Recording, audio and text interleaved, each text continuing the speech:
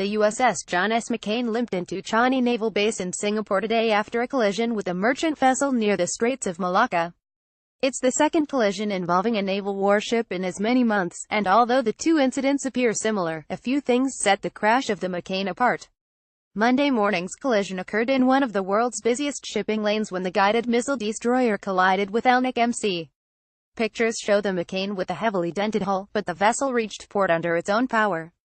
Still, the ship saw flooding of machinery, communications, and, as was the case in June's accident involving the USS Fitzgerald, crew sleeping quarters. 10 sailors remain missing, and 5 others were injured. Initial reports indicate John S. McCain sustained damage to her port side aft, the Navy said in a statement.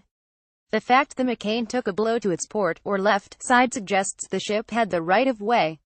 "You're supposed to give way to vessels on the starboard side," says Tom Dyer, a maritime consultant and Navy veteran.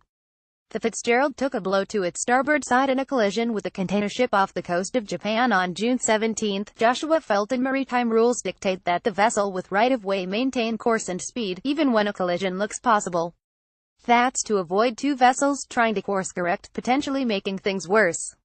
If the McCain did have priority, it may not have attempted to take evasive maneuvers until the likelihood of a crash was extremely high. That will be the first thing investigators look into. The limped is a 600-foot oil and chemical tanker with a gross tonnage of 30,000. The largest tankers reach 1,100 feet in length, but even smaller ones turn and stop slowly due to the mass of their cargo. In another difference with the Fitzgerald incident, this collision occurred in one of the world's most congested waterways. It's like rush hour in Los Angeles, but with ships, not cars, Dyer says of the Straits of Malacca.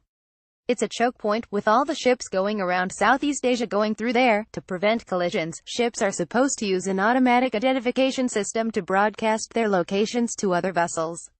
Navy ships can turn this off for operational reasons, so investigators also will look into why a collision warning didn't alert the two ships in time. The John S. McCain is named for Senator John McCain's father and grandfather. The senator tweeted last night that he was keeping the sailors in his thoughts and prayers.